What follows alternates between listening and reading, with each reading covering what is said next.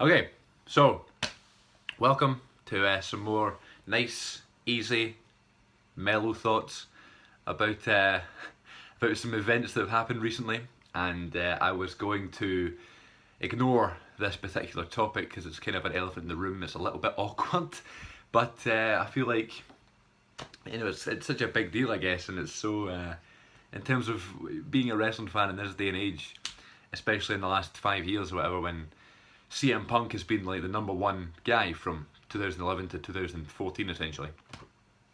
He has been everybody's favourite wrestler. He was at some point everybody's favourite wrestler. Definitely mine, from 2011 up to 2014, CM Punk was my favourite wrestler. Daniel Bryan sort of slipped in after him, but now he's gone, now it's AJ Styles. We'll get on to him later on when we talk about Backlash. But yeah, the long anticipated CM Punk UFC debut, I don't know what we were expecting, if I'm honest. When he first signed, it was like, okay, cool, we're going to get to see Punk. It's kind of disappointing that he's not going to be in WWE at all now that they're fucking suing him. But it would have been nice to still have hope that maybe he'd return to Raw or something one day. Then he goes and does this UFC thing. And I've followed UFC for years now, but it's not as if it's like I've been a massive, die-hard UFC fan like some people like to think they are. I'll watch all the, pay-per-views and watch the main events at least. Just, I know what's going on. And the fact that, there's always been a link between WWE and UFC, with just the whole, they are pretty much each other's biggest competition, they're different sport, but they're the same sort of thing. Target the same sort of audience, I guess. UFC obviously more with the adults, but they sort of, when WWE fans grow up and then want to move on to something more real, they'll go to UFC. Which I think is ridiculously boring compared to WWE, but I digress and we'll talk about that in another video, my opinions on UFC. But anyway, going off track. When CM Punk signed in December 2014, right after the Art of Wrestling podcast, I don't know what I thought. I thought it was kind of like, okay, interesting. This is going to be some, I don't know, maybe he'll train and he'll get brilliant and he'll be the best fighter in the world. And obviously, it took him a longer time than he expected to get into the octagon, but eventually he gets into it, and then he has a fight against Mickey Gall, UFC 203, in Cleveland, in the same building that he walked out in. That irony is ridiculous in professional wrestling. I know it's UFC and it's not professional wrestling, but same idea is fucking crazy. And the fight lasted one round, didn't even make the second round. Punk was pretty much annihilated.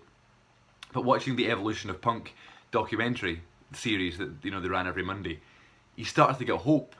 So right at the start, when Mickey Gall was announced as his opponent and you saw the footage of Mickey Gall, you were thinking, okay, great, Punk is going to die, Punk is going to be destroyed in this fight. But then you saw the progression of him, you could see him getting better, and he was very confident, as Punk always has been, and you start to believe that Punk might actually be alright.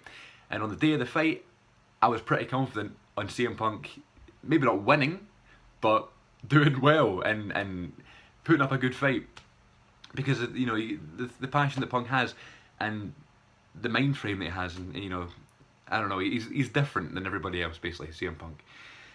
So he goes out there in Cleveland, the Quicken Loans Arena, to Cult of Personality, and I said a little prayer. I'm not religious, but I prayed that he would come out to Cult of Personality, and he did, and that was one of the best moments of 2016 in terms of sport and professional wrestling and that sort of area, combat sports.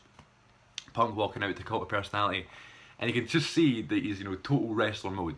He was sort of pausing and looking at the audience and stuff.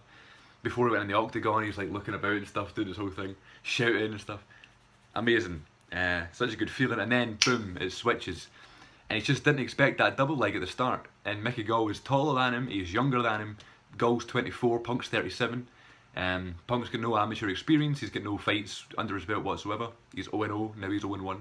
And Mickey Gall has had 2 fights in the UFC, I guess, or 2 professional fights. He's like a brown belt in jiu-jitsu. I have no idea what we were all expecting. No one was giving Punk a chance, and I was. And I know a lot of people who were giving Punk a chance. I put money on CM Punk winning. And that's not because I thought he was going to win, it's because it was CM Punk. And we just put a couple of pound on it just because it was CM Punk. And it didn't go very well. And I'm not, I can't believe I lost my couple of pound, but it was just like, it was more disappointing than, like, oh, what a shame. Disappointing for him, You know, doesn't make any difference to us if Punk won or not, but you know, it was just kind of like the look on his face after he lost, and you know, they thought he was crying and he was all beat up and his ear was all messed up. It was a heart wrenching. It was gutting to watch. And who knows what's going to happen now? He says he's going to come back. You know, fair play to him. He's, you know, Punk's a fighter.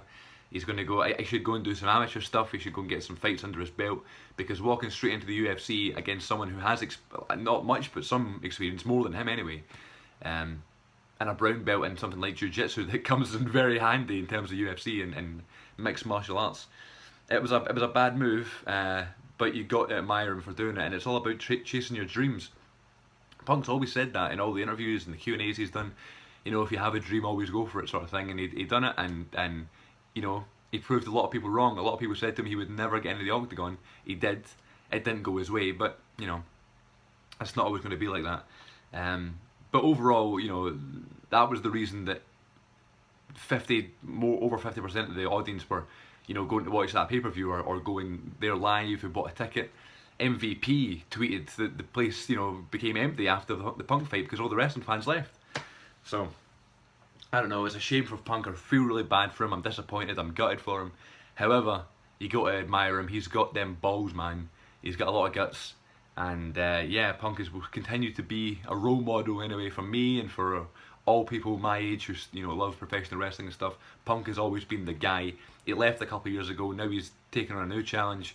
And we're just hoping he'll go back to WWE. It'll never happen for another 10 years at least, but still, it's good to see him. You know, a great feeling when he, for him, I'm sure, of course, but in terms of his fans watching him walk out, you know, whatever. Anyway, that was long Mellow thoughts, but hey, it's a touchy subject.